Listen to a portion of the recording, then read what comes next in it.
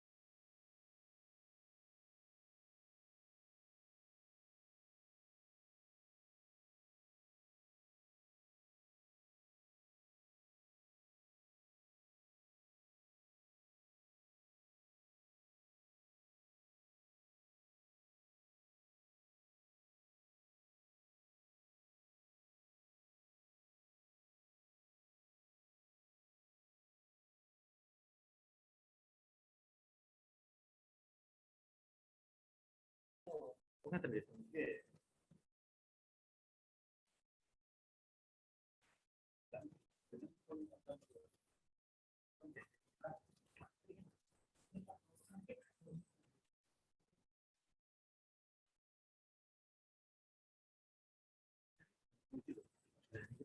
Link.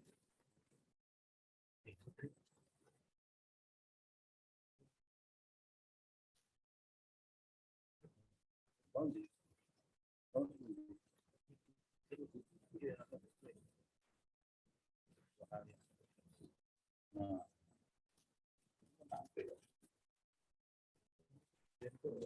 kan dengan untuk stop set sih, bukan kira-kira stop apa. Ini seperti ini. Mungkin masih harus berkembang kemauan dan mengingat terus.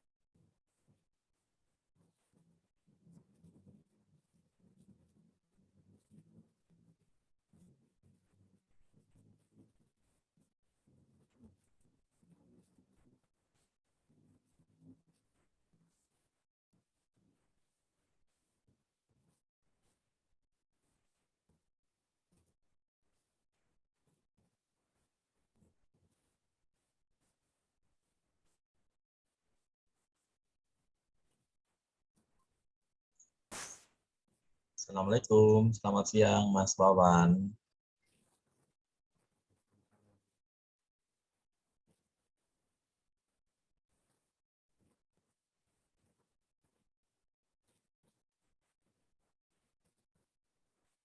Halo Mas Rahmat.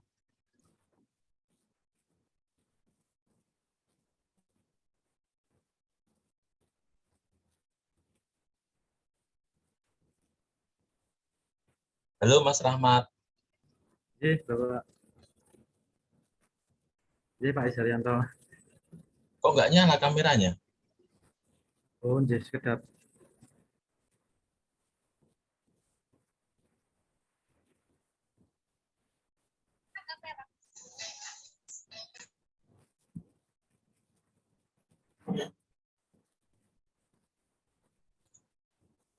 Sampun Pak Is. Ketua pengujinya siapa ya? Pengujinya Bapak Isaryanto sama Ibu Sasmini. Oh, ketuanya siapa? Terus tim saya, Pak. Ketua pengujinya siapa?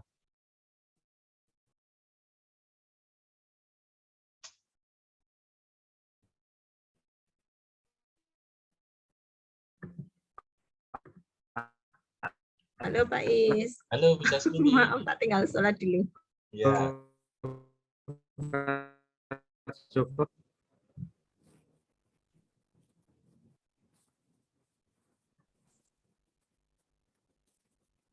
Ketua pengujinya siapa Mas Rahmat?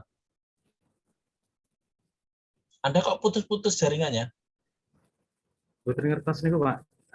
Dosen pembimbingnya Pak Lego Joko kalian Bapak Yamin. Bentar, tak lihat kan Pak Is. Bisa sih Sepertinya kayaknya. ketua pengujinya itu Pak Lego. Oh gitu ya, pembimbing ya. Sebentar. Mas Wawan nggak nemeni ya? Ini Mas Wawan ada, tapi saya sapa sejak tadi nggak menjawab. Ya berarti nggak nemeni. Wah, kesepian ya. Iya. Iya. Mau keterangannya sebentar.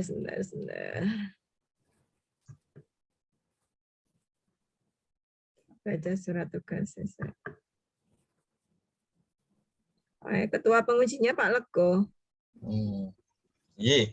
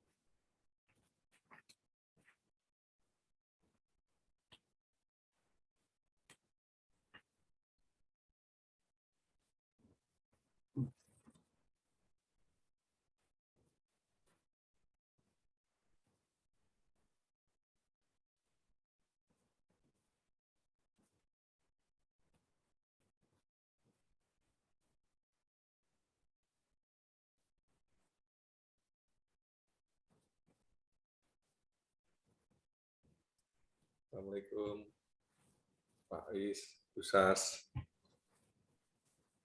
Waalaikumsalam. Monggo Pak Lego. Waalaikumsalam Pak Lego. Ahmad. Ini Pak Yamin, Assalamualaikum Pak Yamin. Waalaikumsalam Pak Lego, Bu Sas, dan Pak Is Haryanto. Waalaikumsalam Pak Yamin.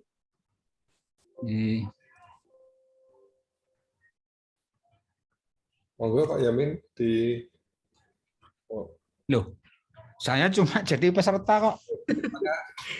Kalau di surat tugas itu ketua pengujinya Pak Lego menikah. Iya, saya peserta.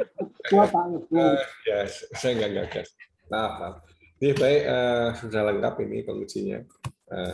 Sudah siap Mas Rahmat? Iya Pak, sampun Pak. Baik, terima kasih. Bismillahirrahmanirrahim. Yang saya hormati Pak Muhammad Yamin, Pak Is Haryanto, Bu Sasmini, Mas Rahmat, dan teman-teman mahasiswa yang saya banggakan, dan Mas Hermawan, terima kasih. Assalamualaikum warahmatullahi wabarakatuh. Waalaikumsalam. Waalaikumsalam warahmatullahi. Hari ini menyelenggarakan ujian seminar hasil penelitian atas Rahmat Wijayanto. Ada beberapa tahapan. Mas Rahmat nanti presentasi maksimal 15 menit, syukur 10 menit, nanti ada konfirmasi. Berikutnya nanti kita musyawarah. Kalau nilai sudah masuk ya tidak perlu musyawarah untuk menyatakan bisa lanjut ujian tesis atau tidak. Demikian, silahkan Mas Rahmat bisa mulai presentasi.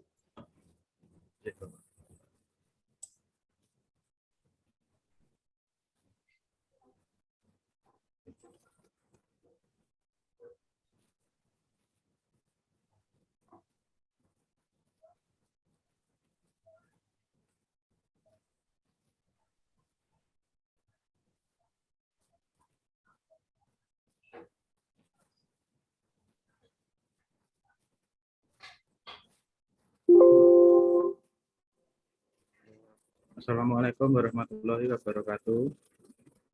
Waalaikumsalam. Assalamualaikum warahmatullahi wabarakatuh. Kepada dosen pembimbing saya, Bapak Lego Kajoko, Bapak Muhammad Yamin, dan terima kasih kepada dosen penguji Pak Is Haryanto dan Ibu Sasmini dan peserta CEHAS atas kehadirannya. Saya ingin mempresentasikan CEHAS saya yang berjudul Prinsip Keadilan dalam Penetapan Nilai Ganti Rugi Pengadaan Tanah Pembangunan Jalan Tol Kunciran Serpong. Studi kasus putusan Pengadilan Negeri Tangerang nomor 333 PDT 2018 PN Tangerang.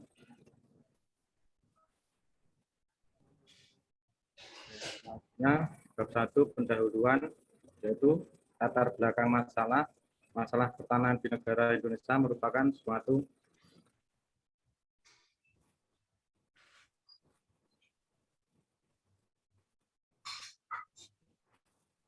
persoalan yang rumit dan sensitif karena berkaitan dengan berbagai aspek kehidupan baik yang bersifat sosial, ekonomi, budaya, hukum, politik, dan Kamnas.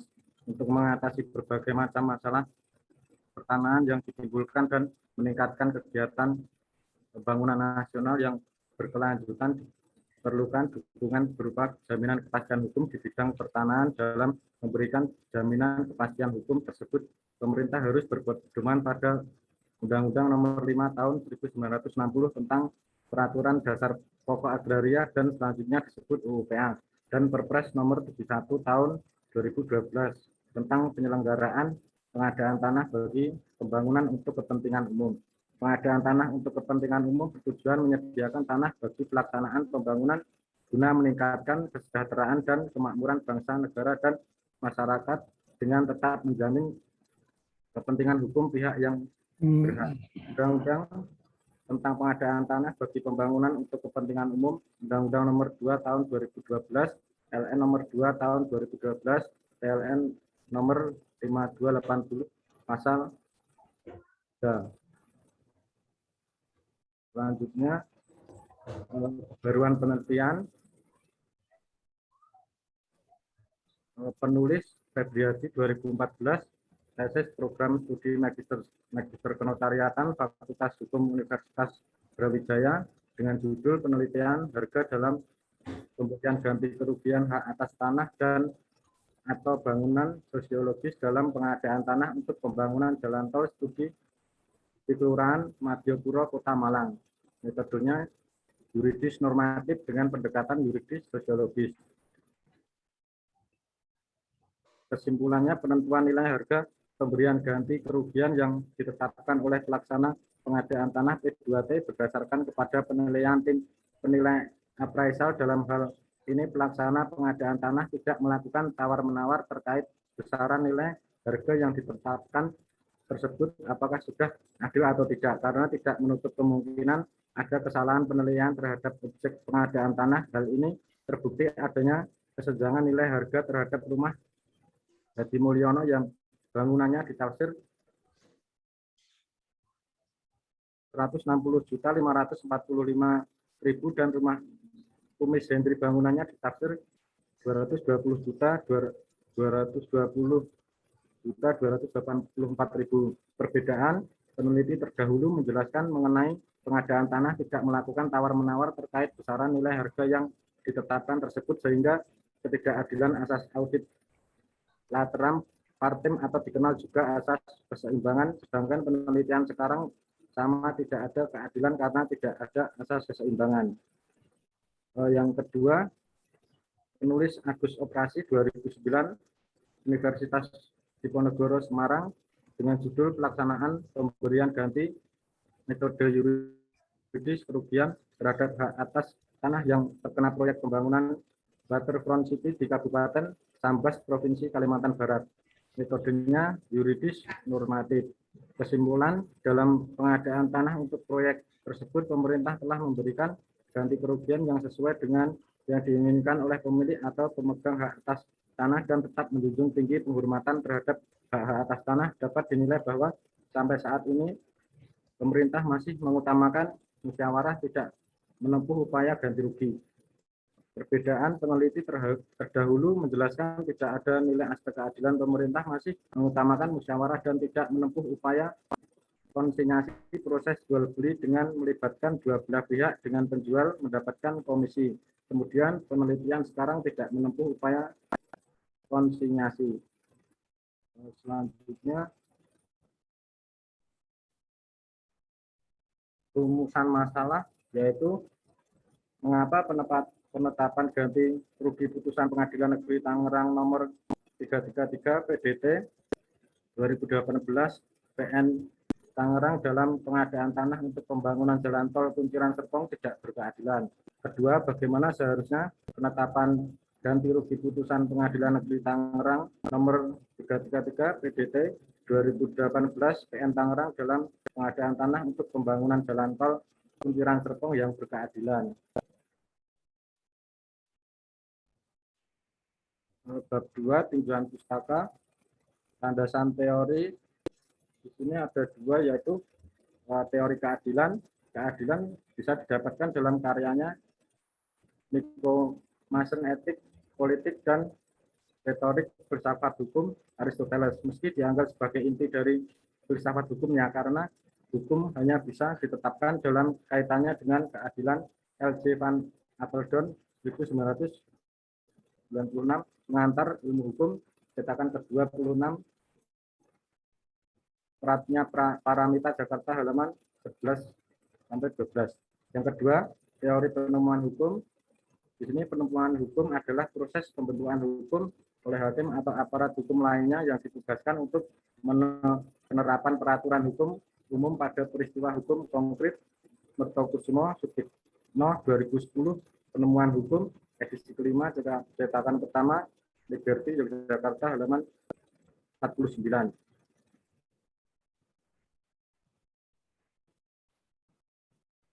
Tinjauan pustaka, yaitu pengertian tanah adalah sumber daya alam dan sumber hidup serta kehidupan kini maupun di masa datang.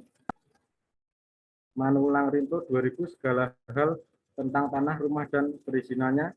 Yogyakarta, buku pintar, suku-suku halaman suku buku halaman 6.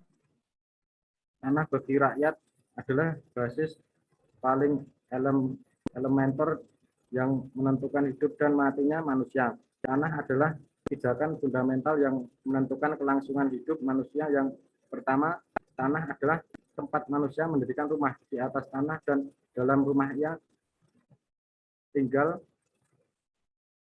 manusia menemukan basis hidup dan identitasnya. Kedua, di atas tanah itu manusia sangat berhubungan dengan hewan dan tumbuh-tumbuhan. Ketiga, tanah memiliki arti ekonomi yang sangat kaya, satu-satunya dan tak mungkin tergantikan. Arya Saryati, 1999, Hukum Agraria, Pertanahan Indonesia, Jilid 2, Jakarta, Pustaka Publisher, halaman 27-8. Konsep dan tata cara pemberian ganti rugi, yaitu pengadaan tanah adalah kegiatan menyediakan tanah dengan cara memberi ganti kerugian yang layak dan adil kepada pihak yang berhak. Selanjutnya, tata cara pemberian ganti rugi. Bentuk ganti kerugian ini semuanya berdasarkan kesepakatan para pihak dengan P2T, baik macam atau baik ganti rugi satu macam atau terdiri dari beberapa macam. Dalam Perpres nomor 65 tahun 2006 tidak memberikan definisi ganti rugi dikarenakan Perpres ini merupakan penyempurnaan dari Perpres nomor 36 2005, sedangkan bentuk ganti kerugian menurut Peraturan Presiden nomor 65 tahun 2006 yaitu uang dan atau tanah pengganti dan atau pemukiman kembali dan atau gabungan. Makna tanah yang dikemukakan sebagai berikut. Tanah bagi rakyat adalah basis paling elementer yang menentukan hidup dan matinya manusia. Tanah adalah pijakan fundamental yang menentukan kelangsungan hidup manusia. Yang pertama, tanah adalah tempat manusia mendirikan rumah.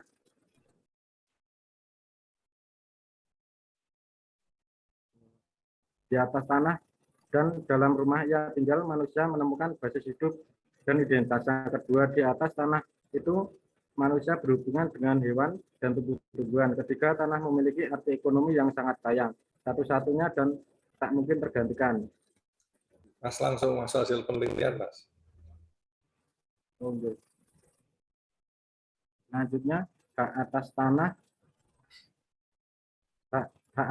Hak atas tanah, hak pada hakikatnya adalah suatu kekuasaan yang diberikan kepada seseorang terhadap sesuatu benda maupun orang yang dijamin oleh peraturan undang-undang. Jadi apabila seseorang memperoleh hak atas tanah, maka terhadap orang tersebut telah melekat kekuasaan atas tanah tersebut dengan dibatasi kewajiban yang harus dipatuhi yang ditetapkan pemerintah. Sengketa tanah, konflik atau sengketa terjadi juga karena adanya perbedaan persepsi yang merupakan gambaran lingkungan yang dilakukan secara sadar yang didasari pengetahuan yang dimiliki seseorang. Lingkungan yang dimaksud adalah lingkungan fisik maupun lingkungan sosial. Demikian menurut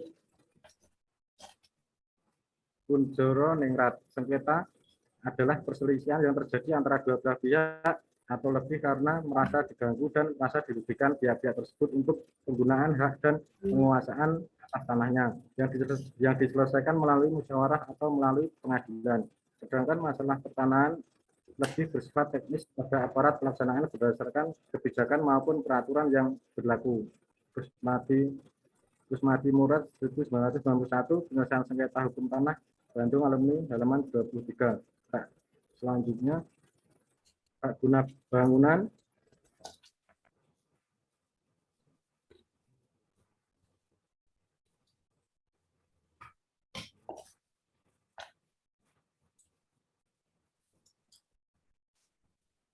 Rangka berpikir.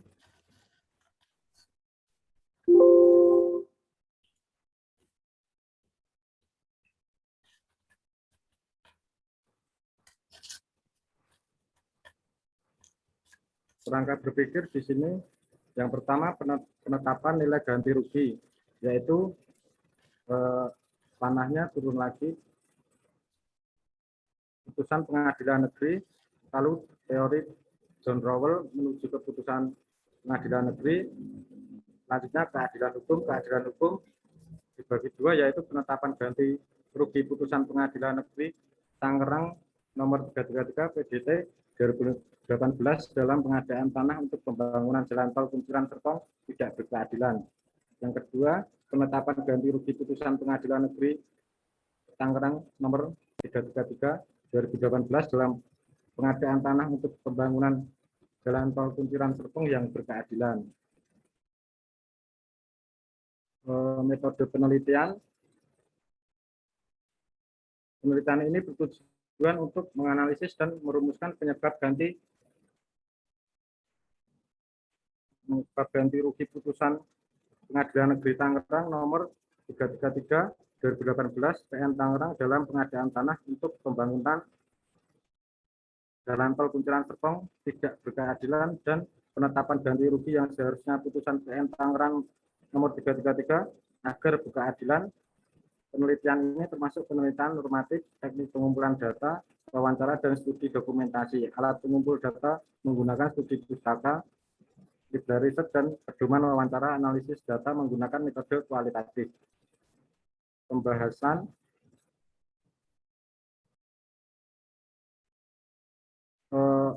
aspek keadilan dalam penetapan ganti rugi putusan Pengadilan Negeri Tangerang dalam pengadaan tanah untuk pembangunan jalan tol Serpong berdasarkan teori kepastian hukum, kepastian mengenai hak dan kewajiban, mengenai apa yang menurut hukum boleh dan tidak boleh. Penetapan ganti rugi putusan Pengadilan Negeri Tangerang dalam pengadaan tanah untuk pembangunan jalan tol Kunciran Serpong tidak berkeadilan disebabkan karena penetapan nilai ganti kerugian dalam pembebasan tanah untuk pembangunan jalan tol Kunciran yang keseluruhan tanahnya terletak di Kelurahan Pakudaya, Kecamatan Serpong Utara, Kota Tangerang dengan luas keseluruhan 18.542 meter persegi atas nama Komang Ani Susana, dan tanah tersebut yang terkena proyek pembangunan jalan tol hanya 5.927 meter persegi.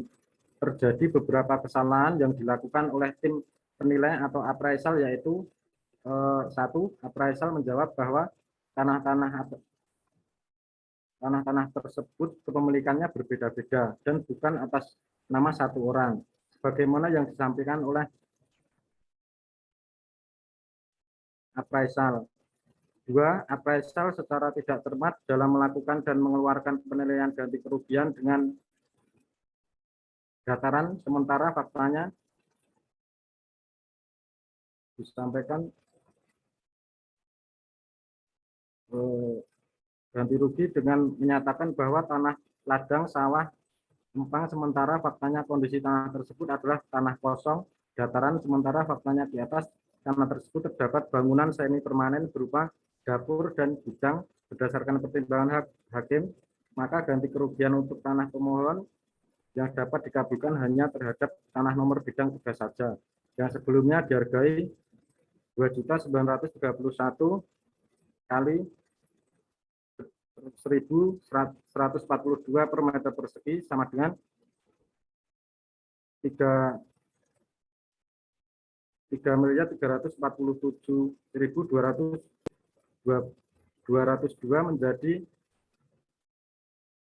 7 juta kali 1.142 meter persegi sama dengan 7.994.000. Berdasarkan perhitungan di atas, maka pemohon sebagai pemilik tanah yang di atasnya terkena proyek jalan tol ganti rugi sebesar 7.940.000 dikurangi 3.347.202 sama dengan 4.646.798.000. Tiga, appraisal mengeluarkan hasil penilaian ganti kerugian atas tanah-tanah pemohon yang pengukurannya tidak dihadiri oleh pemohon. Penetapan ganti rugi putusan Pengadilan Negeri Tangerang dalam pengadaan tanah untuk pembangunan jalan tol Kunciran Serpong yang berkeadilan. Seharusnya penetapan ganti rugi putusan Pengadilan Negeri Tangerang dalam pengadaan tanah untuk pembangunan jalan tol Kunciran Serpong yang berkeadilan.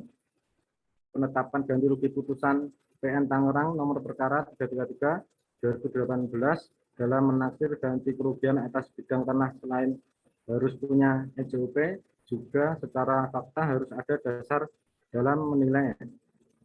Kemudian dalam nilai keadilan tersebut hendaknya melibatkan tokoh agama dan masyarakat untuk ikut serta membantu memediasi, mensosialisasikan tentang fungsi manfaat dan pelaksanaan pengadaan dan pembebasan tanah yang akan digunakan sebagai kepentingan pembangunan jalan tol. Kemudian peningkatan kemampuan sumber daya manusia yang terlibat, khususnya pihak lembaga menilai, appraisal, dan melakukan penafsiran terhadap tanah yang dibebaskan, seperti kualifikasi moral dan kualifikasi profesional.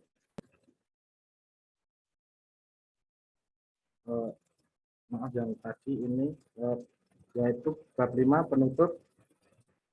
Adapun hasil penelitian ini penyebab penetapan ganti rugi putusan Pengadilan Negeri Tangerang dalam pengadaan tanah untuk pembangunan jalan tol Kunciran Serpong tidak berkeadilan adalah karena hakim memutuskan beberapa perkara kesalahan yang dilakukan tim penilai atau appraisal. 1.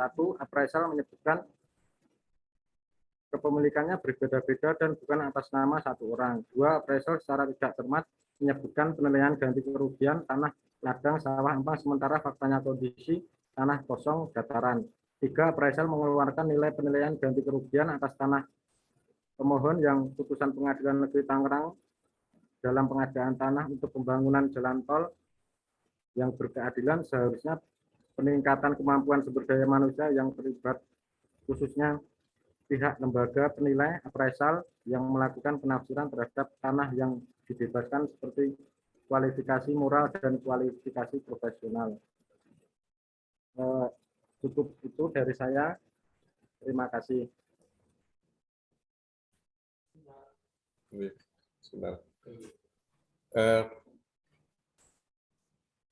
Terima kasih Mas Rahmat. Berikutnya, monggo mahasiswa silahkan bertanya atau beri masukan atau mengkritisi apa yang disampaikan oleh Mas Rahmat. Silahkan. Ada Vivian, silahkan.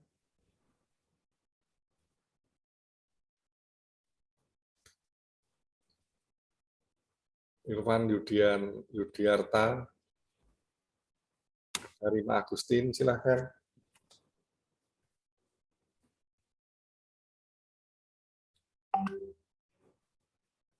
Halo. Halo. Zahid Prakoso.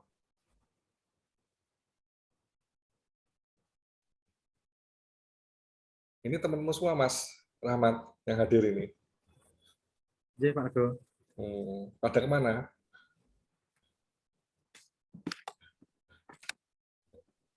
Ya sudah, pada tidur. Iya, Pak.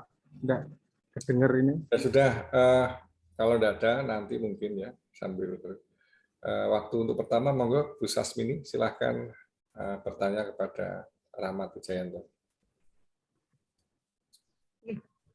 Terima kasih. Yang saya hormati Pak Dr. Teguh Karjoko, yang saya hormati Bapak Dr. Muhammad Yamin, yang saya hormati Bapak Dr. Is Haryanto, dan yang saya hormati adik-adik Bapak Ibu mahasiswa di MKN dan Mas Rahmat Wijayanto. Terima kasih atas kesempatan yang diberikan kepada saya, Pak Lego. Ada beberapa hal yang memang perlu saya klarifikasi, Mas Rahmat, terkait dengan tulisan yang dikaji oleh Mas Rahmat. Agak menarik, ini judulnya adalah prinsip keadilan ya, prinsip keadilan dalam penetapan Pengadilan Negeri Tangerang tahun 2018 ini tentang penetapan nilai ganti rugi. Betul begitu ya? Oke. Mas Rahmat, ini yang dimaksud dengan prinsip keadilan yang dalam frame-nya Mas Rahmat yang nanti akan digunakan untuk analisa itu prinsip keadilan yang mana? Di sini prinsip keadilan John Rowell itu, Bu. Gimana? prinsip keadilan John Rawls itu. Prinsip keadilan John Rawls itu yang mana ya? Atau seperti apa? Bisakah disampaikan sehingga teman-teman yang mengikuti seminar hasil tesisnya Mas Rahmat Wijayanto ini juga bisa mengikuti.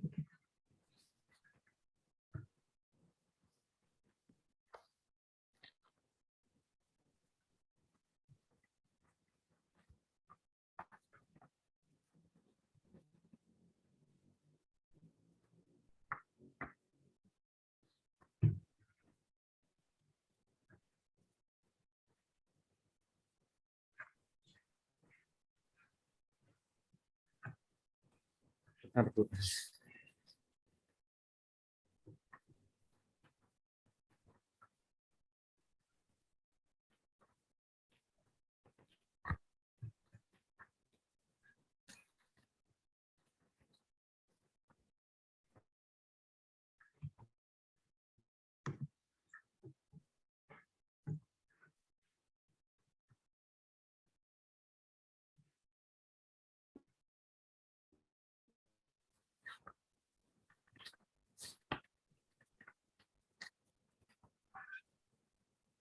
Teori hukumnya itu dalam bukunya Theory of Justice dan Teori Hukum Keadilan Helgensen, dalam bukunya General Theory of Law and State.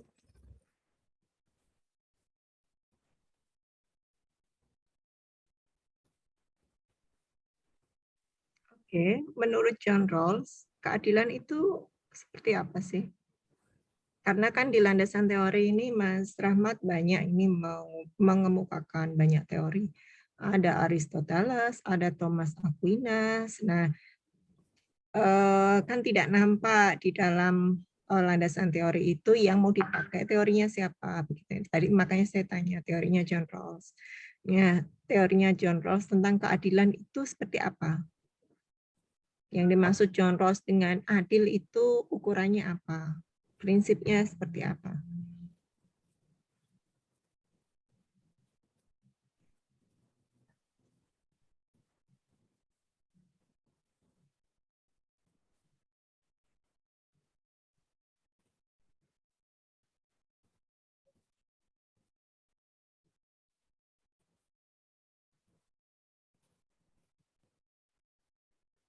Maksudnya ya merata gitu, Bu, antara Gimana? sebentar.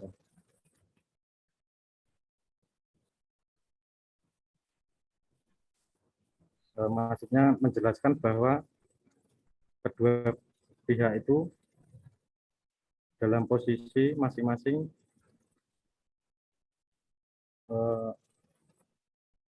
adil gitu, Bu. Ya, iya, maksudnya adil menurut John Rawls itu seperti apa? Kan Anda mensitasi bukunya John Rawls tadi kan katanya di Theory of Justice. Nah, itu seperti apa teorinya? Untuk menyatakan sesuatu itu adil dan tidak. Karena kan itu nanti yang akan digunakan Saudara Rahmat untuk menyatakan bahwa penetapan pengadilan negeri tahun 2018 tersebut itu tidak adil, begitu kan?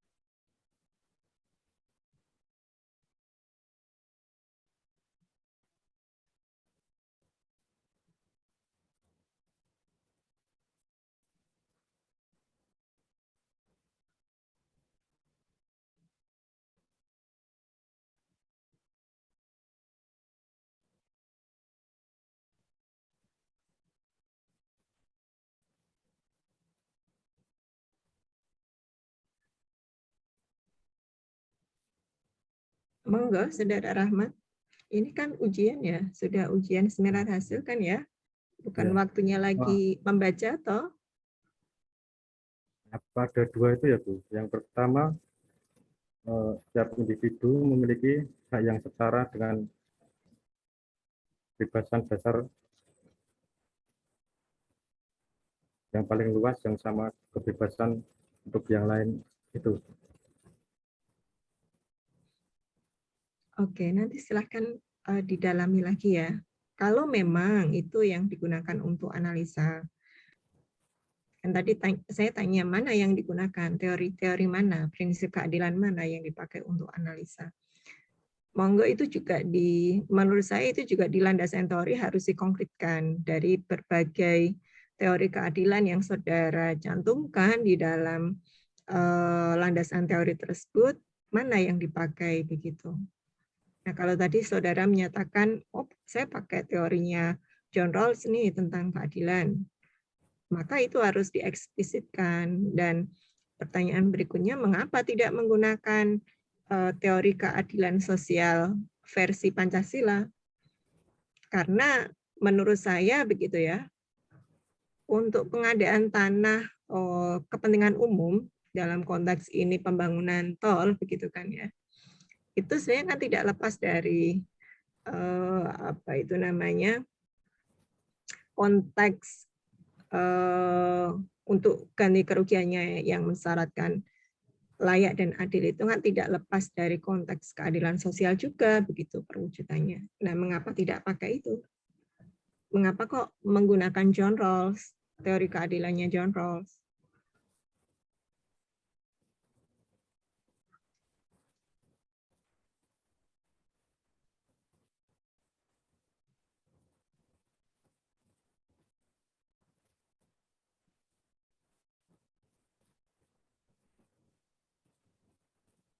Monggo silakan dikomentari, Mas Rahmat.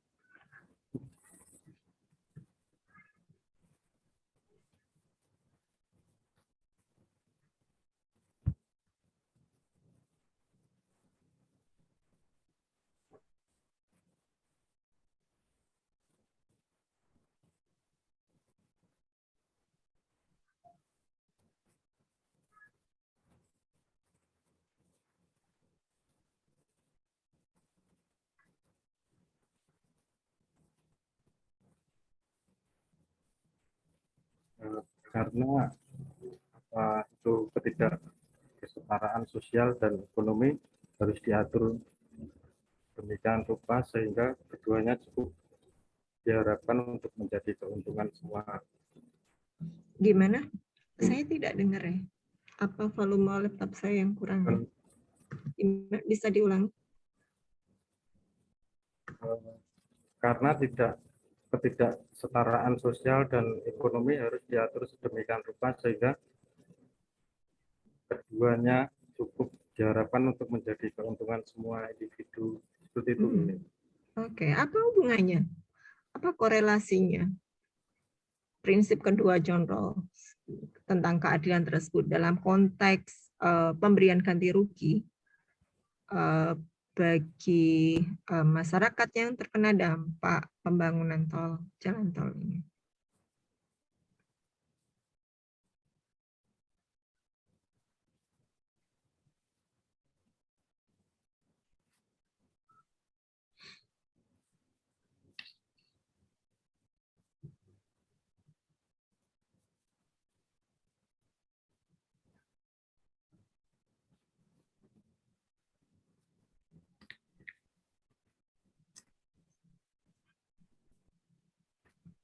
Karena John Rawls ini dipandang sebagai perspektif hidup liberal.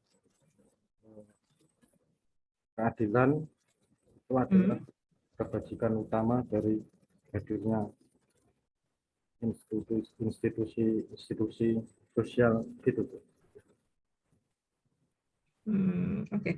Masukan saya, Mas Rahmat, silakan itu diperdalam lagi. Kalau misalnya Mas Rahmat menggunakan teorinya John Rawls ya, dan pastikan itu digunakan di dalam analisa di bab 4 ya, di part 4 itu pastikan itu digunakan untuk menganalisa yang rumusan masalah pertama. Karena saya lihat begitu di pembahasan untuk rumusan masalah pertama, saudara menyatakan ada 5 dari pertimbangan penetapan pengadilan negeri atas kasus tersebut itu tidak adil. Tidak adil karena 1, tidak adil karena 2, karena 3 dan 4 itu kalau tidak salah kan saya membaca itu. Nah, coba itu di dialek atau di disintesis dengan teori yang saudara gunakan. Jadi tidak hanya asumsi, tapi itu memang ada pick up teori maupun ini data begitu. Itu yang pertama. Terus kemudian yang kedua, ini penelitian apa ya jenisnya? Yuridis normatif. Yuridis normatif. Yuridis normatif itu apa ya? Seperti apa ya? Ya, tentang pendekatan pengumpulan data atau dari jurnal-jurnal begitu, Bu. Dari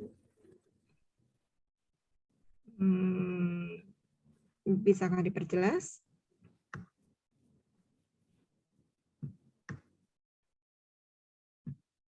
kan ada 2 itu, Bu. Yang primer itu buku-buku atau perbuatan. Yang primer itu buku-buku, terus atau perbuatan melawan hukum. Buku-buku tentang perbuatan melawan hukum. Ya, terus yang sekunder sengketa tanah gitu, Bu. Iya. Nanti coba dicek lagi ya, apakah benar data primernya itu. Gini, saya menanyakan itu karena di metode saudara menulis memang ini normatif gitu ya. Tapi nanti coba cek di halaman 63. 63 itu juga ada data dari yang saudara sajikan dari responden kan itu kan ya. Dengan wawancara. Nah, ada juga beberapa satu lagi tadi saya lihat juga menyajikan dari hasil wawancara selain apa itu halaman 63. Nah, ini fungsi wawancara dalam konteks ini untuk apa ini? Ini data primer atau bagaimana? Sebentar, saya bukakan filenya. Dari Ibu Komang Ani Susana itu siapa itu? Ani Komang Susana itu kan pemilik tanah yang berbeda-beda bidang itu, Bu. Tapi tetap dalam satu hamparan gitu, Bu. Itu saudara wawancara dengan Bu Ani, Bu Komang Ani Susana ini? Enggak, saya melihat dari putusan. Oh, dari putusan. Masa toh? Coba nanti saudara cek lagi ya di tulisan. Saya tadi memang benar ngecek ini sitasinya wawancara loh. Dari putusan atau dari wawancara itu? Sitasinya ini lihat wawancara dengan Bu Komang Ani Susana tanggal 24 Januari 2021. Itu saudara sitasi dari putusan atau dari wawancara dengan beliau? Salah. Dari saudara benar-benar melakukan wawancara dengan beliau tidak? Kalau tidak ya jangan ditulis itu hasil wawancara dengan beliau. Itu. Karena kan namanya riset itu kan tidak boleh ya menyajikan dengan data yang tidak valid. Kalau Anda tidak melakukan wawancara ya jangan ditulis wawancara. Nah, kalau memang benar wawancara ya tidak apa-apa, tapi sajikan itu dengan benar. Artinya itu memang saudara lakukan begitu. Dan konsekuensinya, nah saya tidak tahu ini fungsi wawancara di situ itu konteksnya apa? Apakah untuk memperkuat bahan hukum yang saudara kumpulkan atau ini memang fungsinya untuk data primer dari responden begitu ya. Sehingga nanti akan berkorelasi dengan jenis penelitian yang akan dilakukan tentunya begitu. Itu menurut saya sih. Coba nanti dicek lagi citasinya, apakah itu memang putusan atau hasil wawancara saudara. Nah, ini kan putusan penetapan ini kan tahun 2018 ya Mas Rahmat ya. Nah, saudara kan menyatakan ini penetapan ganti kerugian di Pengadilan Negeri tahun 2018 tersebut untuk ganti kerugian pembangunan jalan tol ini kan tidak adil dengan berbagai argumentasi saudara di pembahasan begitu ya. Nah, selanjutnya apa ini? Kalau tidak adil terus bagaimana? Apakah para pihak tersebut mengajukan gugatan atau bagaimana? Ini kan belum muncul di tulisan juga kan? Atau bagaimana?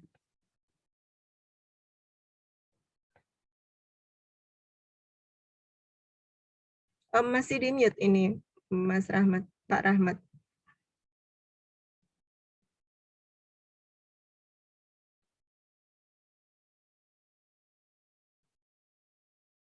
Halo, Mas Rahmat masih di mute itu? Mungkin kepencet.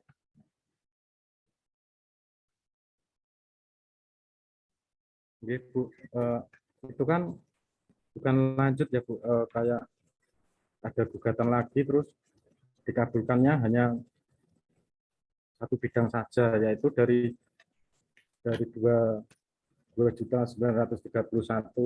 itu menjadi 7.000 bidang nomor 3 itu, Bu.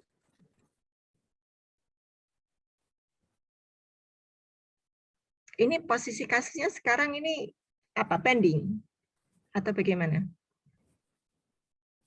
Enggak, sudah itu, Bu. Sudah diputuskan itu, Bu. Enggak, para ini mengikuti enggak Mas Rahmat ini tentang kasus ini? Posisinya sekarang pending atau bagaimana? Sudah selesai. Jadi menerima putusan. Kan sudah di putusan tertinggi itu 7.000 itu, Bu, per meter persegi gitu. 7 juta per meter persegi dari 2.900 gitu. Terus sudah selesai diputuskan 7 juta gitu, Bu, yang satu bidang gitu. Artinya kan sudah kan kasusnya sudah ini. Sudah selesai toh ini? Sudah final. Atau bagaimana? Sudah itu, Bu. Terus apa konteksnya mau apa itu namanya? Mengkritisi bahwa apa itu penetapan pengadilan negeri tersebut adil dan tidak adil.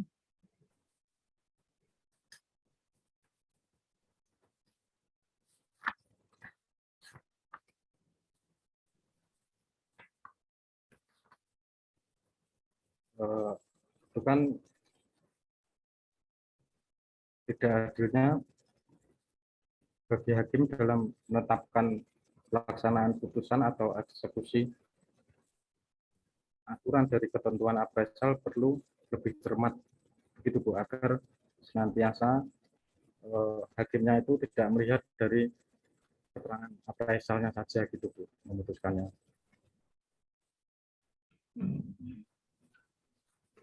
Oke. Pak Lego, dari saya Sambun, monggo saya kembalikan lagi ke Pak Lego Karjoko.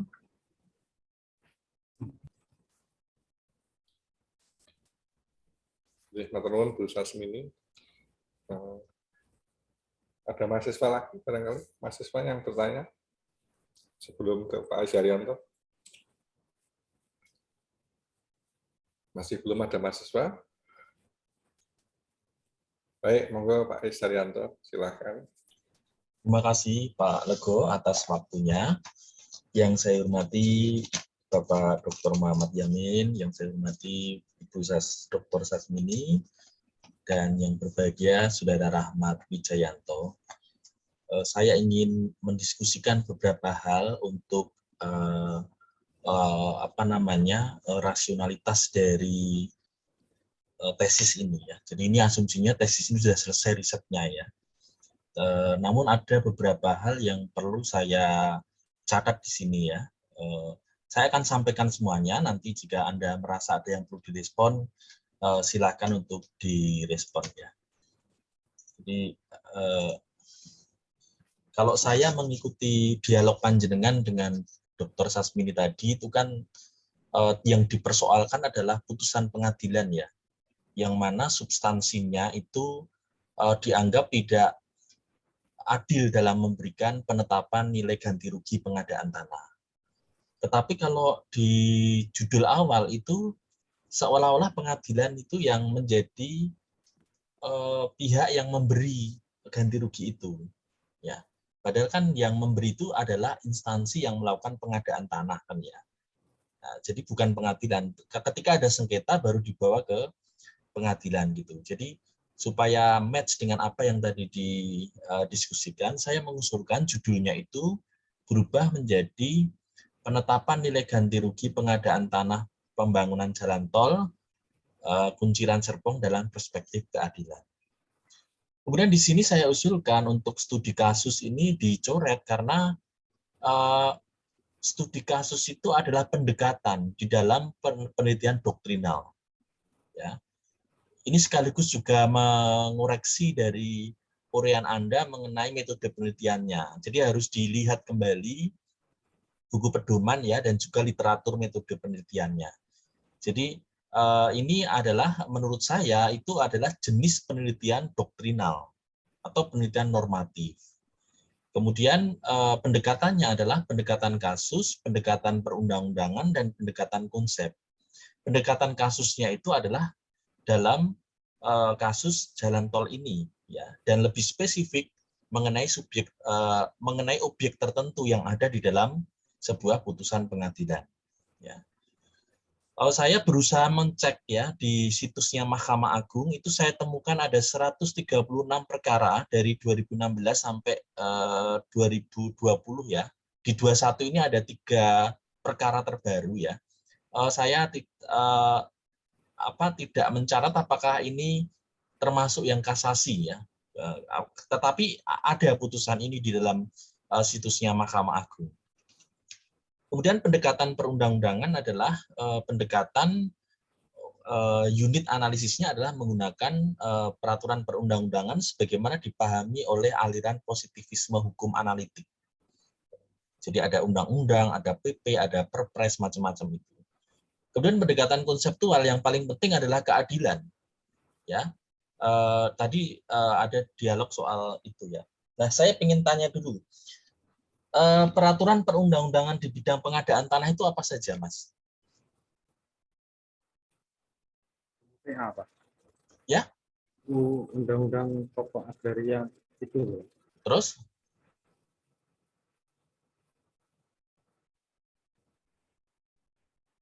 Perpres lah. Terus?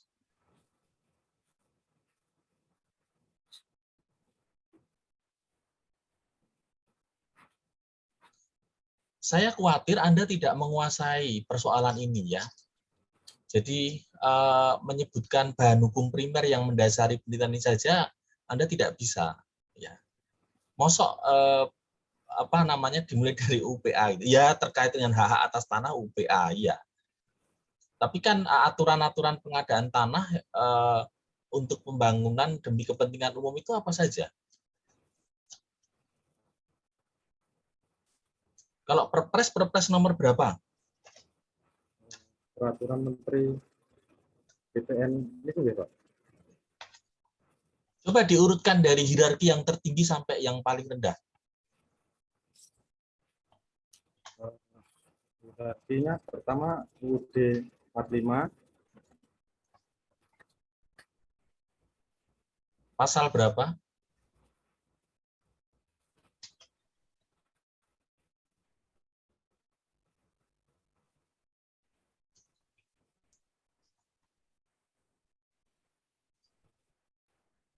Kemudian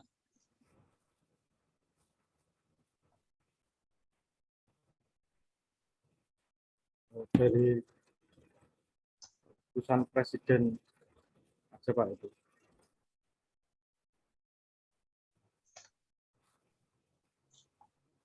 Anda paham ya hierarki peraturan perundang-undangan itu dari UUD 45, kemudian undang-undang. Undang-undangnya apa? Saya ambil dari Perpres saja Pak. Nomor Loh, ada undang-undangnya enggak soal pengadaan tanah untuk kepentingan umum ini?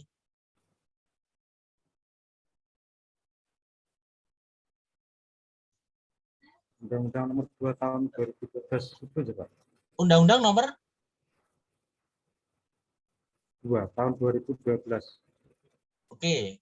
Undang-undang ini sudah diganti atau belum?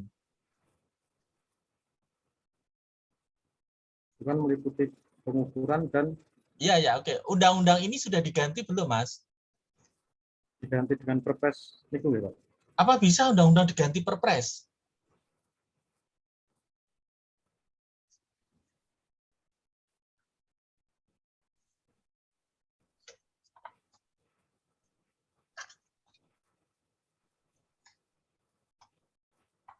Nggak tahu ya, nggak dianatomi secara mendetail. Ya. Jadi undang-undang ini sudah diganti dengan perubahan melalui Undang-Undang Cipta Kerja. Kemudian ditindaklanjuti dengan PP 19 2001. Kenapa saya tanyakan ini penting untuk analisis perbandingan normatif yang terkait dengan kriteria dan tata cara penetapan ganti rugi. Ya. Anda baca putusan pengadilan ini enggak, Mas? Baca Pak. Baca ya, oke. Yang menentukan ganti rugi siapa pada saat kasus ini terjadi? Appraisal Pak. Appraisal. Appraisal itu siapa? Lembaga pembangunan pekerjaan umum gitu Pak. Oh, Anda nggak salah itu. Ya. Masa lembaga pembangunan pekerjaan umum? BPN Pak, agraria itu Pak. BPN? Wah, masa? Yang serius loh. Ini sudah riset loh.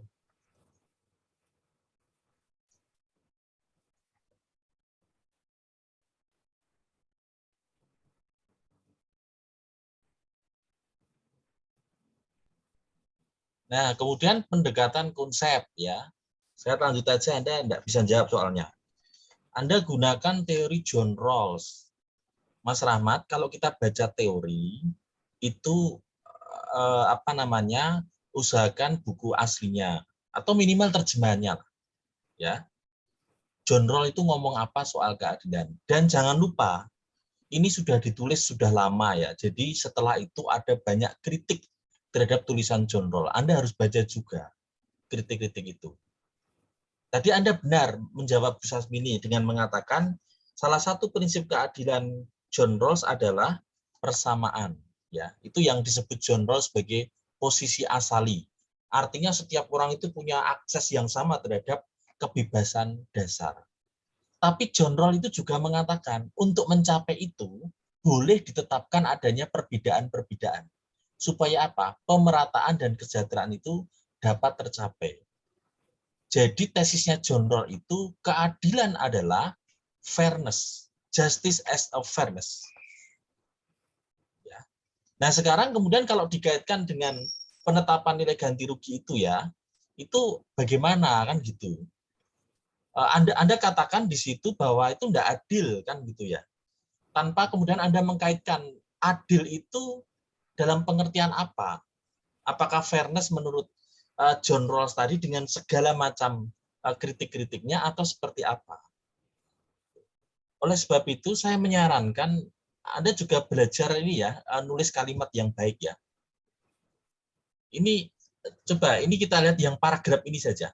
Penelitian ini bertujuan untuk menganalisis dan merumuskan penyebab ganti rugi putusan. Ganti rugi putusan dalam pengadaan tanah untuk pembangunan jalan Kunciran Serpong tidak berkeadilan. Coba ini dilihat lagi dari bahasa Indonesia saja, ya. Apakah betul ini efektif? Dan penetapan ganti rugi yang seharusnya putusan PN loh. Anda tadi katakan sudah selesai. Yang mau dianalisis apa? apakah perlu kaji tindak selanjutnya atau tidak? Ini implikasinya terhadap metode adalah di bab penutup. Di sana ada simpulan dan implikasi. Ya. Adapun hasil penelitian ini penyebab penetapan ganti rugi dalam pengadaan untuk tidak berkeadilan karena hakim memutuskan beberapa perkara kesalahan yang dilakukan oleh tim penilai atau appraisal. Ya. Ini Anda judgement ya. Karena Anda tidak menjelaskan kenapa hakimnya bisa berpikir seperti itu. Ya. Jadi seharusnya argumentasi hakim seperti apa lalu terbangun pendapat hukum seperti ini. Anda kan pakai teori penemuan hukum ya. Teorinya penemuan hukum Anda baca di bukunya siapa tadi? Iya, Pak. Penemuan hukum itu apa, Mas?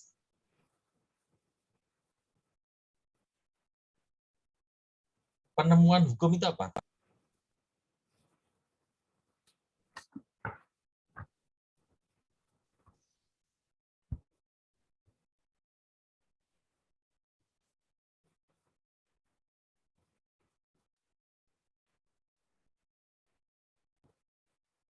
Oke, nanti dilihat lagi ya. Anda tidak bisa jawab ini ya. Terus ini kalimat berkeadilan seharusnya peningkatan kemampuan. Ini apa maksudnya ya? Anda identifikasi penyebab hakim membuat judgement-nya, lalu kemudian Anda bilang peningkatan kapasitas appraisal. Di Undang-Undang Cipta Kerja, itu bahkan ya, baca pasal 36 ya, bahkan yang namanya appraisal itu boleh orang perorangan. Tidak lembaga. Jadi ini konteksnya apa? Membuat rekomendasi seperti ini.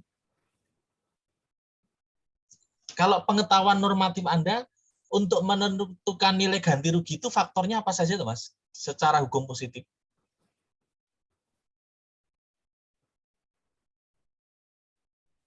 Faktornya apa saja yang harus dihitung itu?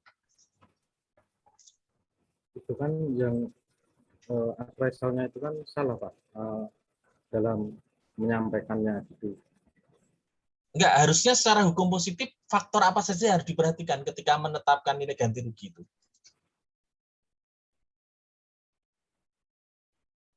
Faktor lahan dan nilai harga pasar gitu, Pak. Nilai apa, Mas? Nilai harga pasaran gitu. Coba dilihat lagi ya nanti ya. Anda harus bandingkan juga peraturan perundang-undangan yang exciting dengan perubahan dalam Undang-Undang Cipta Kerja. Ya. Itu ada sedikit perbedaan, ya. Karena kan peruntukannya juga diperluas, tidak hanya jalan tol. Kalau di Undang-Undang Pengadaan Tanah 2012 itu hanya 18 hal yang diakomodir sebagai kepentingan umum. Tapi di Undang-Undang Cipta Kerja itu ditambah 6. Ya, termasuk di dalamnya adalah kawasan industri, kawasan zona ekonomi khusus, dan pendirian BUMD. Jadi saya kira untuk keseluruhan Anda juga harus perhatikan lagi ya tata kalimatnya, biar tesis Anda ini bisa dibaca. Karena sebetulnya ini menarik ya, dan mungkin tidak akan pernah selesai. Coba nanti Anda cek di situsnya Mahkamah Agung ya, itu ada 2016-2020 saya temukan 136 putusan yang serupa. Orang mempersoalkan ini nggak adil. Orang mempersoalkan, loh kok ngitungnya seperti itu. Lalu diserahkan ke hakim. Hakim ini kan tidak didesain sebetulnya untuk menghitung masalah-masalah seperti itu. Makanya kan kemudian diperkuat yang namanya lembaga konsinyasi. Konsinyasi itu apa, Mas? Dalam rezim pengadaan tanah apa maksudnya?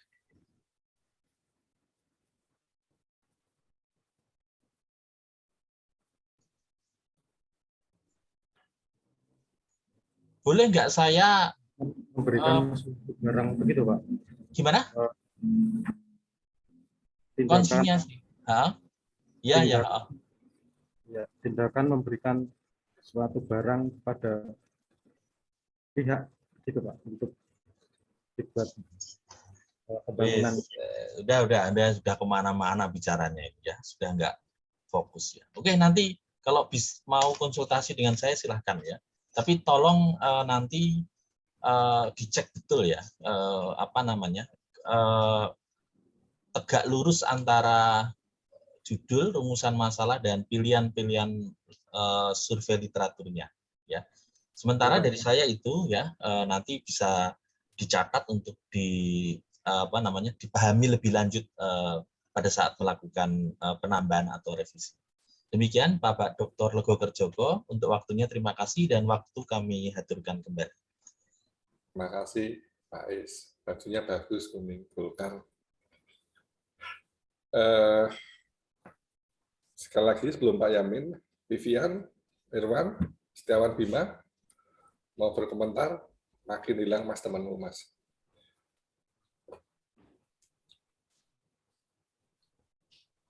Tidak ada lagi. Monggo, Pak Yamin.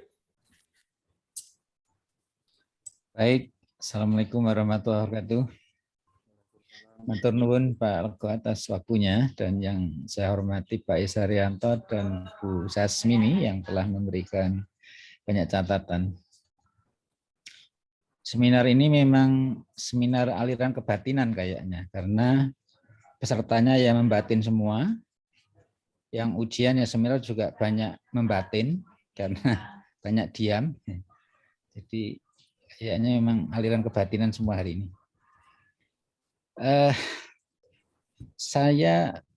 Jadi Pak Bu Sasmini dan Pak Is Haryanto, penjenengan baru sekali bertemu dengan yang bersangkutan aja sudah menderita ya.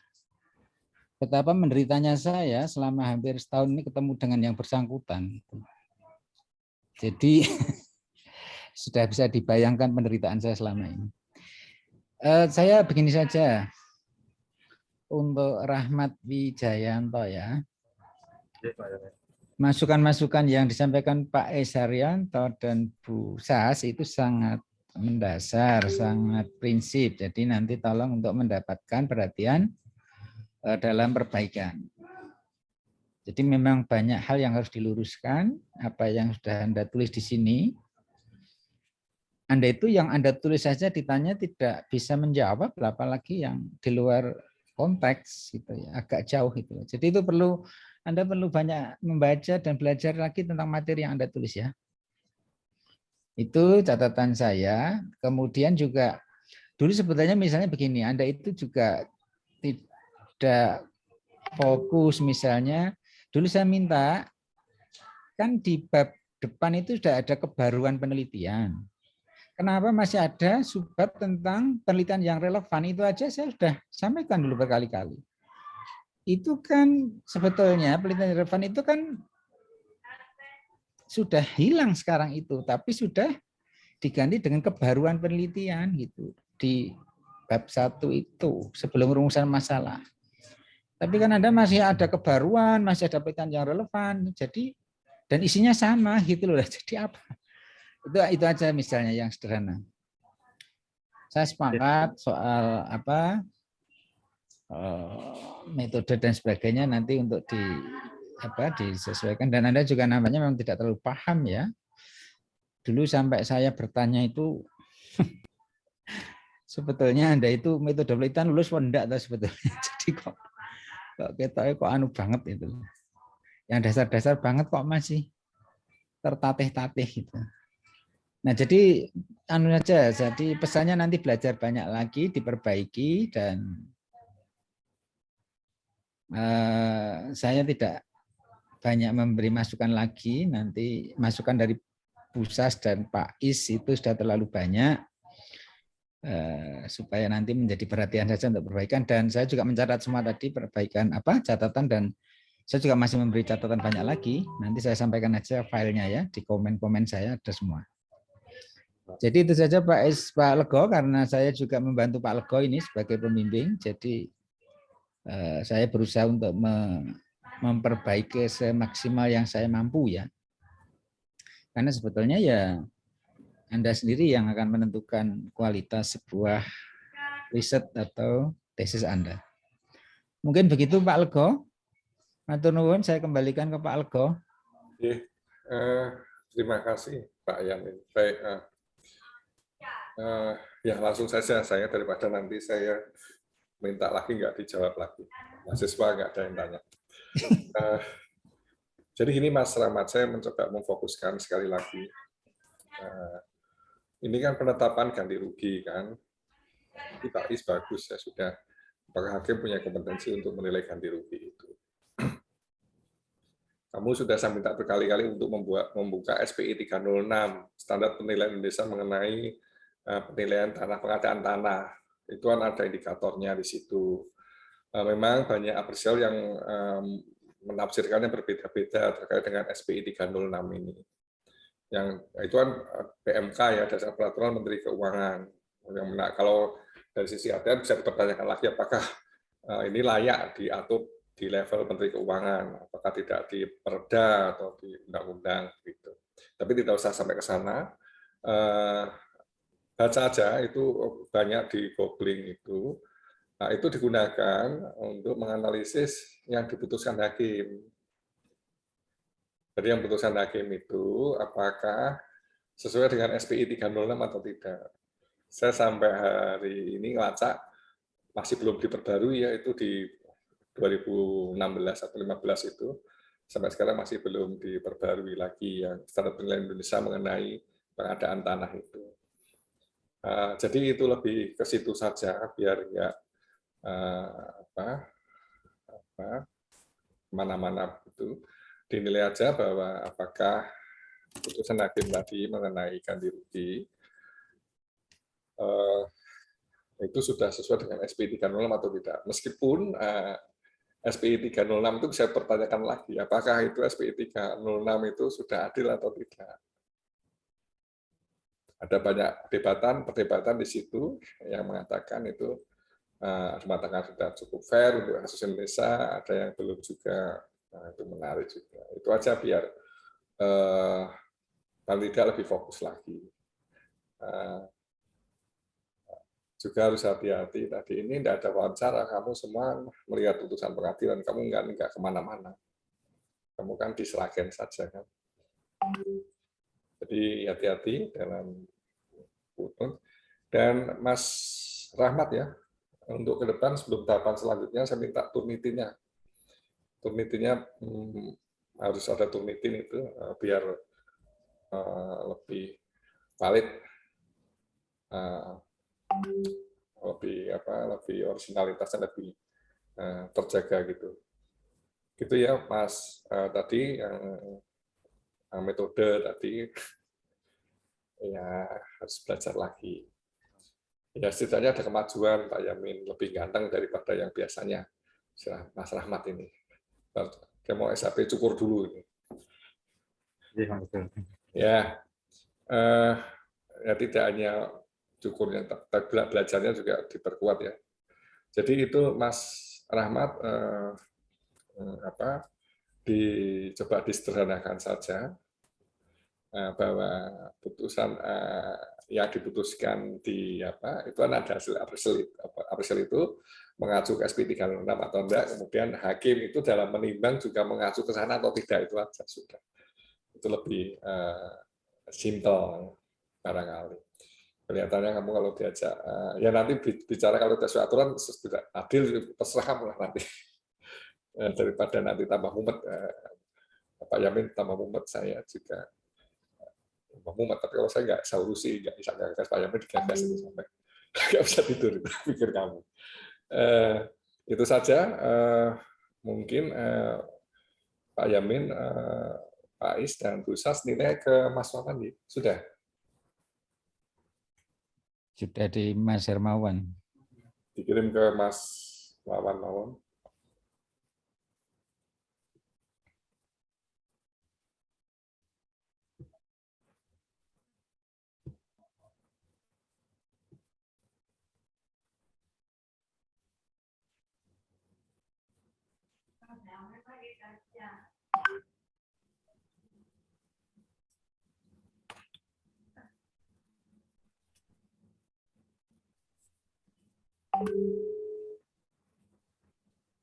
Halo, iya Pak.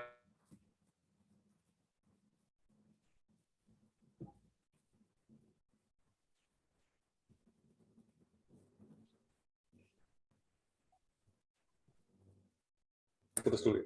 Bu Sas, nilainya ditunggu, Pak Is. Sampun Bapak. Sudah Oke. saya kirim Mas Wawan, tapi masih centang 1. Sudah saya kirim juga Pak Lego. Ini Mas Hermawan loh, bukan Pak KTU loh. Inggih, Pak Yamin, sampun. Engko jojo nang ngene Pak KTU pas Pak Wawan nih.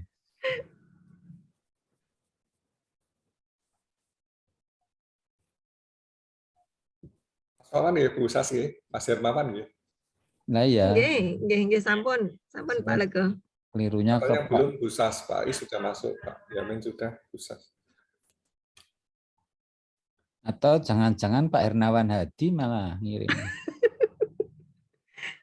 Mirip-mirip semua nggih Pak Yamin nggih. Nah iya, nanti makanya Pak. Oke, sudah masuk motor nuwun, Pak Yamin, Pak Is, Bu Sas. Baik, kita umumkan sekalian ya Mas Rahmat. SAP Anda dinyatakan lulus dengan berapa nilai B+ ya, dengan catatan ini revisi banyak, tetapi kita melihat panjenengan juga, kondisi panjenengan juga, coba disederhanakan aja itu tadi, patokannya SPI 306 saja, biar nggak tambah memusingkan Pak Yamin itu nanti. Jadi itu saja. Kalau itu sudah bisa, insya Allah dapat lumayan lah. Sudah itu banyak item di situ. Apakah yang tentu ada kan cerita di putusan itu yang digunakan oleh Presiden itu sudah seperti itu atau tidak. Coba lacak juga apakah yang SPI 306 sudah diperbarui atau belum. Yang jelas saat ini saya coba cek di Google masih belum. Coba tanya-tanya teman-temanmu di kantor pertanahan sudah dirubah belum SPI 306. Kalau di Google belum ada, kemungkinan belum. Demikian ujian SHB atas nama Rahmat Wijayanto sudah berakhir. Terima kasih Pak Yamin, Pak Is, Bu Sas, Mas Hermawan, dan teman-teman mahasiswa. Saya mohon maaf apabila dalam memimpin ujian SHB ini ada khilafnya.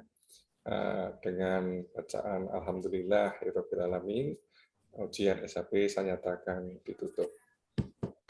Terima kasih. Assalamualaikum warahmatullahi wabarakatuh. Assalamualaikum Waalaikumsalam. Pak Yamin, Pak Lego, Pak Bu Is, Sas. Monggo Pak Yamin, Pak Lego, Pak semuanya Is. mohon izin ya. Selamat Mas Rahmat. Nggih, Bu Sasmini matur sembah nuwun. Ya tetap semangat diperbaiki ya Rahmat ya. Nggih, Pak Yamin matur suwun. Mas Dirwawan matur suwun, Mas Awan. Sama-sama.